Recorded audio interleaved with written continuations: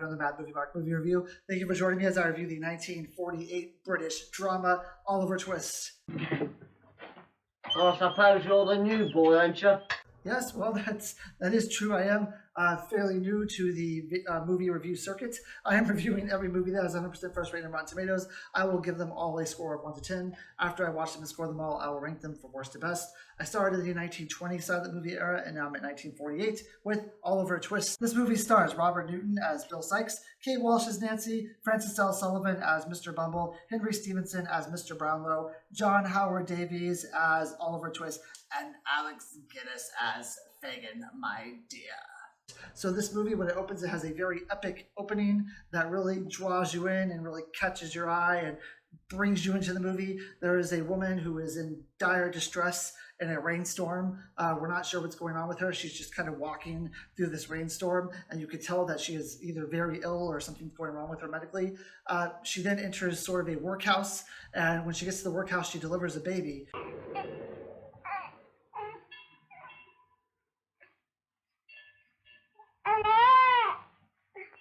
After she delivers the baby, she unfortunately passes away, and her baby is taken and is kind of brought up in this workhouse. But the workhouse, these children are not always treated very well. And there's a point where there's like this council that's talking, and they believe that the workhouse is fostering too much happiness and too much playfulness, and that these people need to work harder. Anyway, there's this scene where Oliver Twist is eating food, and he then goes up and asks if he can have another portion, because he really enjoyed that food he had was great, and he wants another portion of it. Please, sir, I want some more. What? And everyone kind of scoffs at him like, he asked for another meal? Another meal? By God, that child asked for more food. What are we going to do with this insolence? And they end up putting him in another home where he's supposed to learn a trade. So while in this home, he meets another child. This child automatically kind of asserts his dominance and says that I am the head honcho here. You work under me, and don't you forget it. Of course, Oliver Twist, he's had a rough upbringing as of now. He's a bit shy, so he doesn't argue this fact. He just says, oh, okay, sure. Of course, I'm under you, no problem. So things are going, fairly okay. Oliver Twist still has a very bad life. It's, somewhat better than it was, but not really. And then one day comes where him and this kid who asserted his dominance over him, the kid makes fun of his mom, who, the kid knows his mom passed away, and he makes fun of him. And Oliver Twist, this is the first time where we really see Oliver Twist get upset, and we really see him, be assertive, and he just starts beating the heck out of this boy.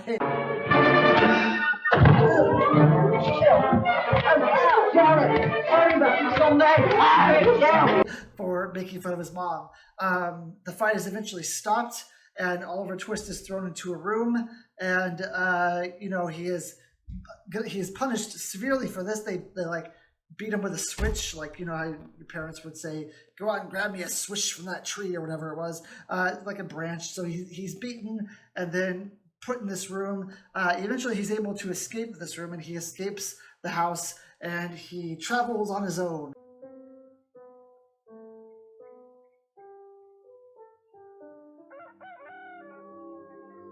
And when he gets on his own, he meets another boy. Now this boy talks to him and says, hey, do you have any money? Oliver Twist says, no. You have any food? No. Do you have any prospects? Do you have a plan? Do you know what you're doing? And Oliver Twist says, no, I really don't. So the boy says, here, you come with me. We'll get you a job, and we'll really get you in straight. So the boy takes him to Fagin, and Fagin is very happy to have another boy at his disposal. Fagin is a sort of the leader of a child crime syndicate, in which and this is played by Alec Guinness, and he is completely you cannot tell who he is. If you didn't tell me that it was Alec Guinness, I would never have guessed it. Of course, I've only seen Alec Guinness in Great Expectations and Star Wars, so there's quite a bit of age gap there. But Fagin is dressed in a way to where I would never have guessed that this was Alec Guinness ever. So Fagin kind of teaches him how to pickpocket, how to steal from people.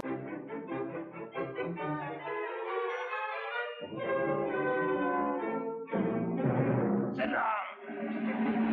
Charlie, sit down.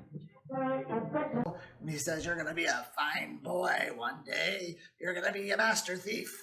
You're going to be the best. Oh, wow. Okay. And that's the best Fagin I can do. And so after this training, after his, after he's gone through the ringer and they've shown him the tricks of the trade, he ends up going out and trying to steal on his own. And well, he doesn't steal on his own, he watches someone steal. So they decide to pick this wealthy looking guy, and this is Henry Stephen, or Mr. Brownlow. And they pick his pocket, but then someone from the store sees the child picking the pocket, and he yells, thief, thief, catch that boy.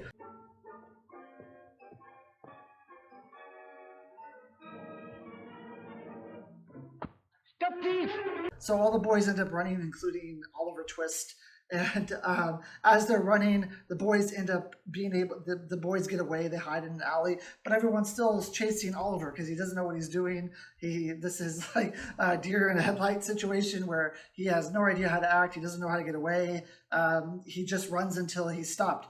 And he's stopped by a guy who punches him in the face and stops him. And after this is done, the guy who punches him in the face brags about it. He's like, see that kid? I punched that kid in the face. I stopped him. Did you see me? I stopped that kid. And Mr. Brownlow is very concerned about this kid because Oliver Twist is clearly out of sorts now. He is very injured, probably a concussion as well. I mean, he's very bloody. He was punched by an adult in the face. And they take him to court and they ask him what his name is, and they ask him like who he is and what he's done. And he has no idea. He can't answer these questions because has a concussion. He can't even think. His vision's all blurry. And Mr. Brownlow says, I don't want to press charges against this boy because he's clearly hurts and he's clearly a little kid. And I feel really bad that he's put in a situation where he needs to steal from me. And I'd rather not press charges against him.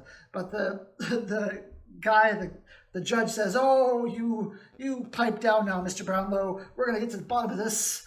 And then he ends up, Oliver Twist ends up fainting from his injuries. So Mr. Brownlow takes him home and nurses him back to health. And he says, look, like, I really like you. You seem like a really nice boy.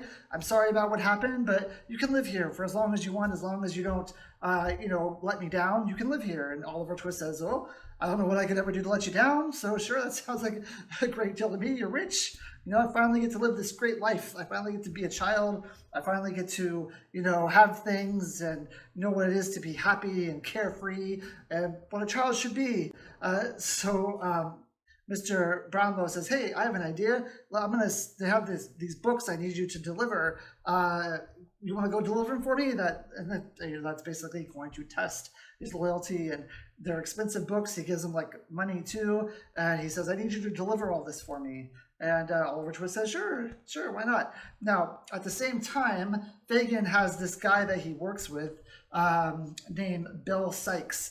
Now, I'm not really, honestly, Bill Sykes is somehow involved with this child labor, child thievery going on. I'm not quite sure how he fits into this syndicate, but he is a high-ranking member of the syndicate. And when he learns that Oliver Twist was kidnapped, and when he learns that Oliver Twist was picked up by this rich guy, and when Fagin learns that Oliver Twist was picked up by this rich guy, their biggest concern is that he is going to tell everyone about what they're doing. He's going to give away their hiding location. He's going to give away their whole operation that they have going on. So they take it upon themselves to get Oliver Twist back. Bill Sykes, his girlfriend, who is Nancy, she sees Oliver Twist walking with these books, and she goes up to him and she says, oh, my brother, finally, we found you. And he says, I don't know this woman. Help, I'm a child, I'm being kidnapped. I don't know this woman. Help me. And everyone's just looking at him like, I see. You don't look very rich, son. I think you're guilty. I think you actually are that girl's brother. I'm not going to help you, even though you're telling me that you're being kidnapped, because you don't look rich to me. And they end up kidnapping him. He went and joined a set of thieves and bad characters and nearly broke his mother's heart. You little wretch. I'm not. I haven't got a mother. Go home, you little brute. I live in Fentonville. And they take him back, and now they have him, and now they can have him steal and do all this stuff again, and they're very happy he hasn't given away the location, and everything's great until Mr. Brownlow, he's very upset that this happened, but he still doesn't believe that Oliver Twist loved him. He still doesn't believe that Oliver Twist went against him, went behind his back. And he still believes, so he puts up wanted posters. He says, let's say, like, I was trying to find this boy, Oliver Twist. He was kidnapped. Please help me find him. And as Bill Sykes is seeing all these flyers around, and as Fagin is seeing these flyers around, they're ripping him down because they don't want the kid to be found. He's their guy. He's their go-to pickpocket. But Nancy, she starts feeling bad for Oliver Twist and the situation that Oliver's in, and then she kind of overhears this conversation that's going on where they know who Oliver Twist is. He's actually not like a boy who grew up on the streets and had a hard time. He's actually the grandson of Mr. Brownlow. This is the only proof of the boy's identity. So I've got the young devil's money at last. Now you can do what you like with him. That's why they're trying to keep him away from Mr. Brownlow so that they don't figure out who he is. So she gets this notion that she wants to return it. I don't know. Honestly, I truly believe that she has good intentions, and I truly believe that she wants to reunite Oliver Twist with his family. And I'll tell you in a few minutes why we never really figured that out. But I really want to believe in my heart that she really wanted Oliver Twist to go back to his family. Like, she's the one person in this movie who felt for him, who cared for him, who maybe knew what he was going through, living with these people and when he didn't want to. And I really felt like she was the shining star, the one person with empathy besides Mr. Brownlow. Mr. Brownlow definitely has empathy in this movie, but I really felt like she was like the one person that was close to him that had empathy for him. So she ends up meeting Mr. Brownlow late at night in an alley, and she talks to him and she tells him everything that she knows, that this is his grandson, where they are and everything. Now Fagin thought this was going to happen. He thought that she was going to turn on them, so he ends up sending a boy to go spy on them. I want you to dodge a woman. I'll do that over. What do you want me to dodge her for? Not do anything, but to tell me where she goes. The boy comes back and he says, look, she gave away everything. She told him who we are, where we're staying, everything. Who the boy is, gave him everything. Fagin then confronts Bill Sykes and says, hey, look, if one of us was to give away the whole operation, would you look kindly onto them? He says, no. Well, what if it was one of the boys? And he says, no. Well, what if it was me? He says, I don't care who it is. I wouldn't look favorably upon him. And then Fagin's like, well, I'll tell you, it was the girl. It was Nancy. And then he has the boy tell the story. So she did. A gentleman she'd gone to of her own accord who asked her to give up her pals, which she did. Well, She did all this. She told it all, every word, without a threat, without a murmur. She did she not? And Bill Sykes gets into this fit of rage. He goes in and confronts Nancy, and he beats her, and he actually beats her to death, which is why we never get to figure out her true motives and if she was really a good person. I think she was, but he ends up beating her to death. Once he beats her to death, the police find her. They find her body.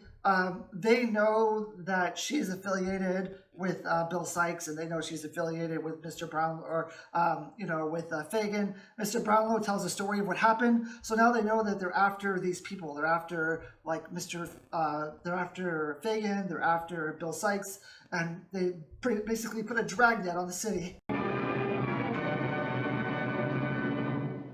Lock the door on the outside and come when I ring. Yes, sir. Where is my grandson? Now, Fagin and Bill Sykes, they know this, so they end up going to their hideout and they end up barricading themselves in. Get What are you going to do? Sell me or let me lie here till the hunt's over? We're in this together, Fagin. They're eventually found by a large group of very angry people. So basically the whole town bands together to find these people who killed her and to find these people who kidnapped Oliver Twist. And they find them, and then they're able to arrest Fagin.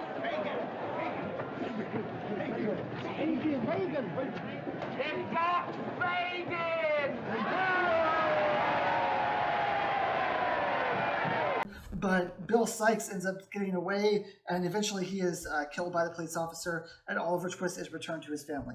And that's pretty much the movie. So what did I think of this movie? Well, I thought this movie was good. I didn't think it was as good as Great Expectations, especially in the beginning. Besides that really big opening beginning with that lady in the rain, it kind of moves a little bit slow for me, to be honest. And I'm going to be perfectly 100% honest. I didn't pick up a lot of the little story plots and nuances that they were giving us in the beginning. When I went back and I looked at the clips of the movie that I clipped, I realized, okay, now I know what's going on. Now I realize what's going on. It took me a little while to figure it out, but I think that was because in the beginning it took me so long to get into the movie that maybe I didn't give it my full attention when I should have. But I will say the later half of the movie is absolutely great. It's fantastic. I would say right up to the point where he ends up getting taken in by Mr. Brownlow, that on is really exciting. It's really suspenseful. There's a lot of action. There's a lot of great dialogue. There's great characters that are coming out at that point. Everything is coming together. But the first half of the movie, I thought moved really slow. Francis L. Sullivan, who played Mr. Bumble, he was also in Great Expectations, and I just don't care for him that much. He's kind of, he's a good actor, but he's very dry to me. He's very stoic. There's just not a lot going on when he's on screen, and to me it just drags a little bit the whole time.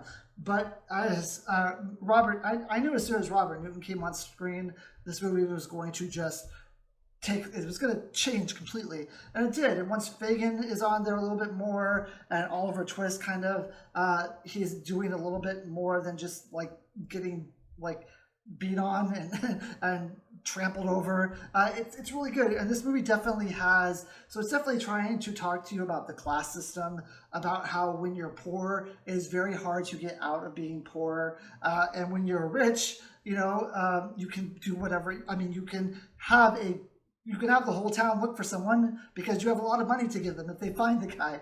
But it's definitely about a child who was born and he was poor, and no matter what he tries to do, no matter what he does in life, he can't get out of this class system because there's just no room for upward momentum.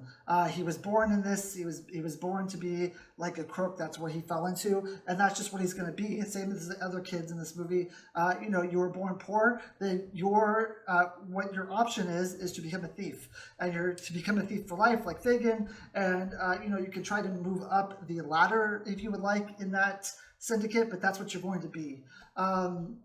And, it also shows that when he does become rich and things are offered to him, that he has no idea that any of this stuff exists because he's never seen it. He's never seen what it's like to have money, or seen what it's like to be rich, or seen what it's like to have someone who really cares about you, because everyone that he knows just uses him for what he can do for them, what he can provide them.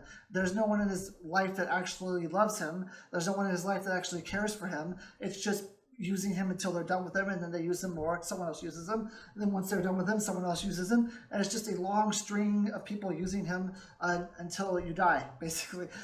He was lucky enough to have a rich grandfather to where he was able to get out of the system, and even at the end of the movie where they are all looking for Oliver Twist, the grandfather says, I'll give $50,000 or whatever to the person who finds Oliver Twist, or who gets him. And at the end of the movie, when Oliver Twist is saved, everyone cheers and yay, Oliver Twist! They put him on their shoulders, they march him down the street, they're having a parade, and there's like a group of kids who are also there, who are also going through this, who suffered, that no one cares about still because they're poor. They care about Oliver Twist because he's the one whose grandfather had the money. He's the one who the grandfather, rallied all these people. But even at the end, no one cares about them. They don't even talked about. Like, once Fagin is arrested, you never see the kids again, and you probably won't. They probably now are just going to live on the street. They're not going to be taken care of. Nothing good is going to happen to these children because their one source of, a roof over their head, their one source of actually bringing money in is gone. So their life is probably going to get worse, whereas now Oliver Twist's life will get better because he has someone who has money. And to be honest, the kids, people in the town knew who Fagin was. People in the town probably knew what he was doing and knew what was going on, but no one said anything because the kids are poor. Like, who cares? Who cares that these kids are, living the lives that they are? Like, they don't bother me. I don't see them every day. I don't have to look at them. Like, just let them be. They're poor. Who cares? But of course, then once one of the kids is rich or has a rich family, then it's something completely different. Now it's like, okay, now we have to find them, and now we have to really figure this out. So, that movie is definitely hammered out through all of this, or that idea is hammered out through the entire movie. And I really think that that's what the movie is about, is the class system and how there's no mobility in the class system. And I think that it does a really good job of doing that. The actors are good. And actually, I thought Oliver Twist, the actor who played Oliver Twist, was actually pretty decent in this movie. Definitely better than the movie I just reviewed not too long ago, which escapes me. It was the movie The Fallen Idol. So definitely better than the kid in The Fallen Idol. Oliver Twist was probably younger and was actually better, I thought. And the supporting cast is really good. Alec Guinness is great, although I heard there was some sort of controversy with the character that he played, some sort of religious controversy. Sure, I could see that. It doesn't affect, I don't think it affects us as much today if you were to watch the movie. I honestly don't know. I didn't really think about it until I read something that said that there was a lot of backlash due to his character. Nancy probably has the biggest scene of acting where she is given the authority and the rights to just really do one big speech, one big bit of acting that's really great. And she really steals the scene in the later half of the movie. So I thought the message was good. I thought the actors were really good. Aside from Francis L. Sullivan, I thought the actors were really great. There's a pacing issue for me in the first half of the movie that I really had a hard time getting into this movie. So it really took me 3 sittings to watch this movie. I watched 20 minutes, and then I watched another 15, and then I finally watched the entire movie just because I couldn't get into it. There's some movies for this list on the all the movies that have 100% fresh rating, where I know that as soon as I watch it, I'm going to have a really hard time getting through it. But the fact that I want to get through this entire list is what motivates me and what keeps me going and what ultimately makes me finish the movies. Besides that, this wasn't as good as Great Expectations, I thought, but still a really good movie, especially the second half. And it's probably one of the better movies I've seen that talk about the class system and the upper mobility in the class system and all of that. So I will give this movie a 7.5 out of 10. Thank you. I hope you join me for my next review, which is going to be Fort Apache. Thank you. Have a good day.